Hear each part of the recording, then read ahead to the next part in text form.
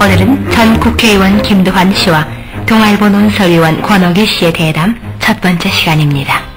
이번에 이 새로 주로 이 정치인들을 모셔가지고 지난날의 이 얘기를 이렇게 들어보자. 네. 이 극적으로 무슨 성령을 발표한다든가 이런 것만 정치가 아니니까 네. 이제 지난날의 이 얘기를 차곡차곡 네. 참 정리 겸 이런 이야기를 들어보자 하는 것이 이 프로그램에 아마 만든 취지인가 봅니다.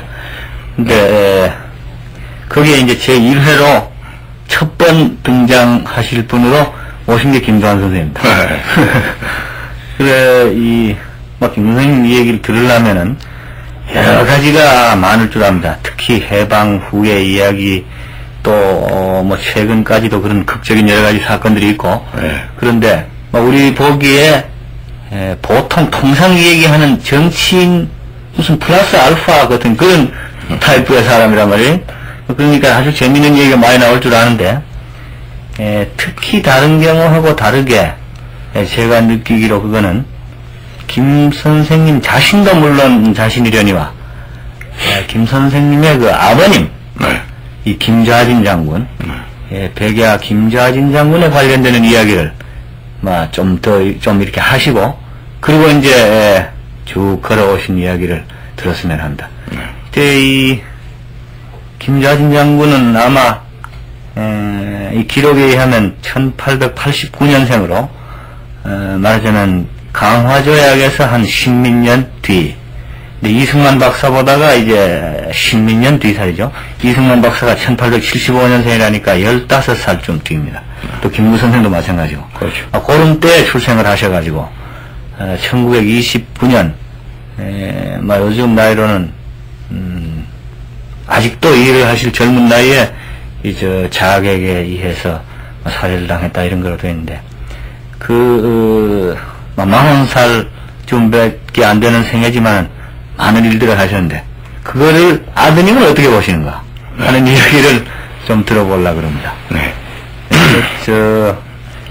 이 선생님 태어나신 게 1818년, 네, 1918년? 네, 1918년. 그러니까, 음력 5월 15일. 네, 음력으로 5월 15일. 이게 이제 3.1운동 전해인데. 네, 전해죠. 아버님이 이거 떠나신 게 3.1운동 그 해란가? 그렇다죠?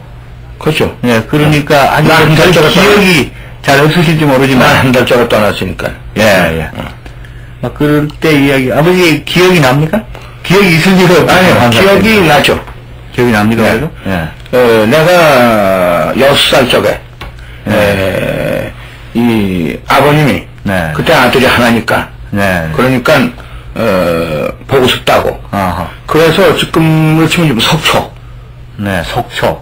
네. 속초에서 괴기 생선배를 타고, 아하. 우라지 수도권 해삼, 소련 네. 땅입니다, 지금. 네. 우라지 수도권 해삼에서 내려가지고, 네. 거기서 독립군들이 받아가지고, 외할머니 오서 같이 떠났는데, 네. 받아가지고 목담강 역전에 가서 아버님을 상면했죠. 6살 때? 네. 그런 일이 또 있구만요. 네. 네. 그땐 이범석 장군도 있었으니까. 네. 이범석 장군도 있었고, 통일부 쪽에, 예. 국방정부제 통일부 쪽에 통일부장 하던 분의 유동열 씨도 국적을 끼셨고, 네. 그러면 그게 1923년쯤 되겠구만. 1818년에서 네. 이제 6살이니까. 그렇죠. 이제 그러나 그때는 아마 한창 바쁘실 때 아니에요? 그렇죠. 아버님이 가셔서 네. 1920년에 청산리 네. 이 싸움이라는 게 있죠. 네. 그리고 또 25년 네. 이제 호림에서 다시 한번 네. 하시려고 그랬다는 기록도 있고 한데 네. 그 사이니까 네. 그때가. 그때 어떠셨어요? 그때 이제 나 이제 그 어머니가 네. 어렸을 때부터 이제 아버지 어디 갔냐고 6살쯤이면 이제 아버지 찾거든요, 되게. 네, 그렇죠. 예, 숙성아이들은. 네. 그 어머니는 이제 늘 하는 말이 아버님이 독립대자인데 네. 이제 일본 놈하고 지원장하러 땅땅하고 이제 지원장하러 간다고.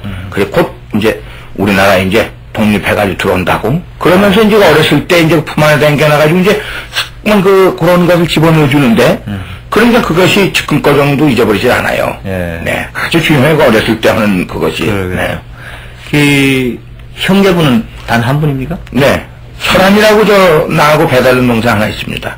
동생이. 중국에서 난 동생이요. 중국에서. 네. 그분은 지금 어디에? 저 안현동에서 살죠. 안현동에서. 네. 네. 그 전에 아버님이 말이죠. 네.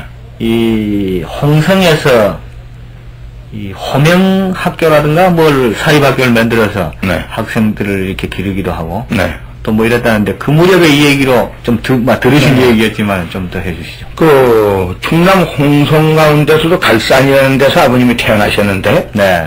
그때 지금 아버님이 16살 적이에요. 네.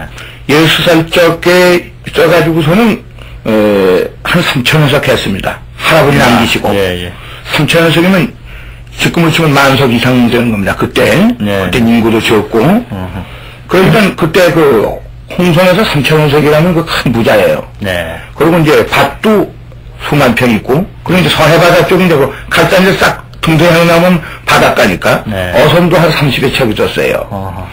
그래서 이제 부자죠. 네. 그러니까 좀 안동깁시 좋은 집안에서 이제 태어났고 또 부잣집에 태어났고 또 양반의 집에 태어났고 그랬는데 16살 쪽에 저희 아버님께서 16살 쪽에 종문서를 갖다가 전부 딱 벽장에서 끄집어내가지고 그때 이제 집이 99관짜리예요. 그 홍명중학교라고 이제 갈산에 만든 그 집이 지금 저희 집이 99관짜리 집인데 바로 그 집이구만. 그 집이죠. 네네. 그 집인데 이제 그건데 그럼 그걸 어떻게 하느냐. 할머니한테 거짓병을 했단 말이에요. 저희 할머니, 친할머니한테. 그 홍성의 인류 관상제가 이제 떠돌아다니는 관상제를 그때 돈을 주고 아버님이 6살 적에 매수했어요. 네. 당신이 이렇게 해다, 우리 어머니한테. 그걸 어떡합니까? 그냥 이렇게 해다. 그래 이제 효험이 잘 나고 이제 관상제가 왔단 말이에요. 그 할머니가 그때 이제 홀몸이시니까 그냥 이제 옆에서 유명한 관상제가 왔다고. 지금이나 옛날이나 모두 생활이 풍부한 분이니까 이제 자기에 대한 집안의 가문에 대한 것도 물어볼 거 아니에요, 이제? 네. 그럼 요새 뭐 현대 부인도 달나라 갈 때도 지금도 물으니까. 그래서 인사를 하고 마님 참 빈지가 오래됐다고. 그래서 대충 앉아서 이런 얘기 잘하겠다. 그래서 아버님이 왔다 갔다 이제 대창에서 이제 장난을 하고 이제 서서 뭐 온 거니까 저 도련님이 누구시냐고. 그 우리 둘째 아들이라고. 그래서 이제 큰아버님은, 우리 큰아버님이 삼형제신데, 아버님이 삼형제인데, 큰아버님은 고종 형제에 대해 있는 부마예요. 사오.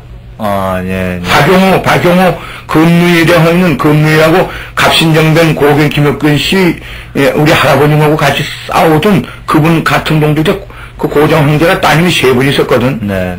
그래, 제일 큰 따님에 대해 있는 고종 형제 따님이 사오예요. 네. 그런 게 아버지가. 그렇지, 큰아버지. 네. 그냥 부마죠. 네. 그냥 이제 그때 시절을 말하면 제일 양반인 동생 가문 좋고 인물 잘생긴 사람을 이제 뽑아가는 거란 말이에요. 그러니까 그건 보통 부마로 들어가면 민족에서 제외합니다, 그거는. 그래서 이제 아버님이 장자가 되는데, 그 밑에 이제 아버님 밑에 이제, 동생이 하나 계시죠. 동진 씨라고. 김동진이. 그러니까 저도 우리 좌진이라고. 그 잘생겼습니다. 한마님 잘생겼는데, 저 도련님한테는 큰 애분이 있습니다, 이거라. 그 할머님이 가지고 들끓을 거 아니오. 큰아들은 벌써 하나 뺏겼단 말이야. 후마가면 그 동신진역이니까. 어떻게 해요, 그냥. 저거 애군이 있는데, 저 애군을 떼줘야 저 도련님이 크게 이 나라의 우대한 인물이 될 수 있습니다. 아이고, 어떻게 되냐고. 그러면 노인네들, 그때 이제 우리 할머니 젊으셨으니까, 여기서 마곡사가 있지 않습니까? 그 말이야. 큰 절. 그 전국의 사찰을 대표하는 절인데, 거기 가서 100일을 부처님한테 가서 빌지 않으면 저 애군이 없어지면 저 도련님한테 큰 애군이 옵니다. 그래 가슴이 뜨끔해. 그런데, 석 달을 100일 동안을 기도를 드리시는데, 누가 와서 무슨 소리를 갖다가 내려오라고 동네에서 집에 큰일 났다고 내려와도 그 전부 잡기가 끄는 거니까, 절대 내려오지 마십시오. 이렇게 짰단 말이에요, 이제. 그래서 할머니는 믿고 이제 그 종내자들 데리고선 이래가지고 이제 모두 쌀 거 싸고 이제 이래가지고선 마곡사에 이제 100일 불공 들어갔단 말이에요. 그래서 점쟁이 돈 줘서 보내고. 그러고선 청직을 불렀어요, 아버님이.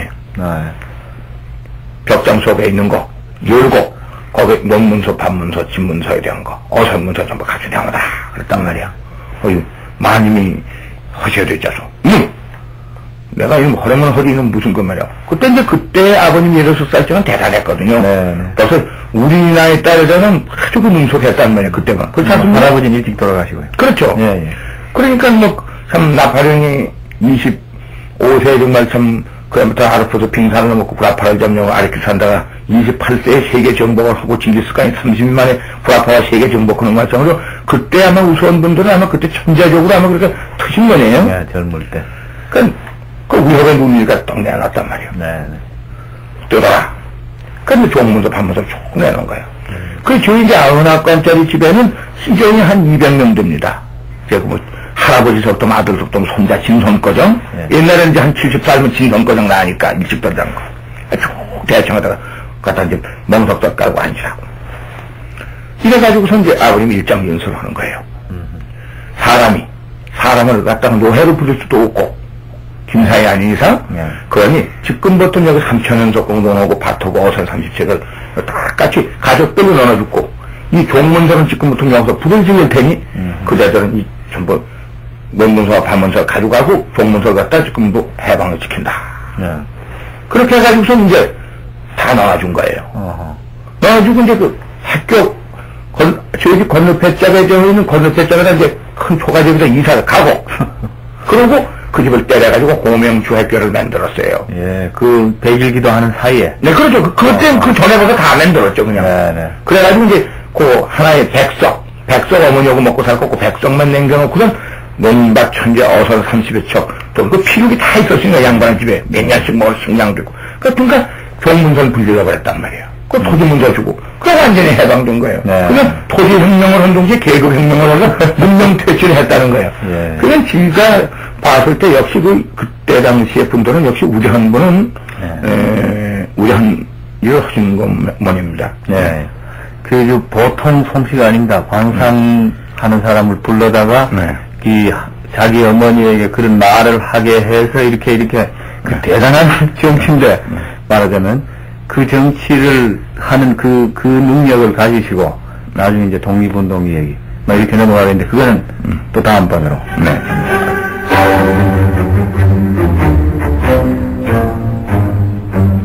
전 국회의원 김두환 씨와 동아일보 논설위원 권옥희 씨의 대담 첫 번째 시간이었습니다.